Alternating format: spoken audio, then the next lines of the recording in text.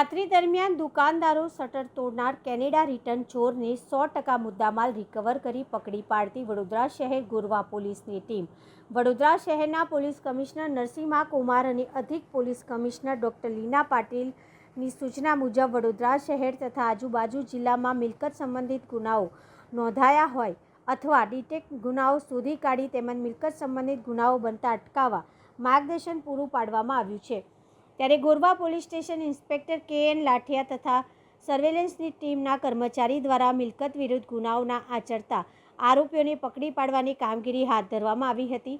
જેમાં ગોરવા પોલીસની ટીમને ચોક્કસ બાતમી મળી હતી કે પંડ્યા બ્રિજ પાસે આવેલા જ્યોતિ કંપનીના ગેટની સામે એક હીરો હોન્ડા CD 100 મોટરસાઇકલ સાથે એક ઈસમ ઊભો છે, જેને સફેદ તેમજ બ્લુ ચેક્સવાળું શર્ટ પહેર્યું છે અને કમરે લીલા કલરનું નાઇટ પેન્ટ પહેર્યું છે. તેની પાસે હીરો હોન્ડા CD 100 મોટરસાઇકલ ચોરીની છે. તે બાતમીના આધારે ઈસમને શંકાસ્પદ મોટરસાઇકલ સાથે પકડી પાડવામાં આવ્યો હતો તથા છેલ્લા અઠવાડિયામાં સારાભાઈ કેમ્પસ જેવા પોસ્ટ વિસ્તારમાં આવેલા સદગુરુ ડ્રાયફ્રૂટ્સ અને સેફરોન રેસ્ટોરન્ટ નામની દુકાનોના શટર તોડી ચોરી કરનાર કેનેડા રિટર્ન ઈસમને પકડી પાડી આગળની કાર્યવાહી હાથ ધરવામાં આવી છે.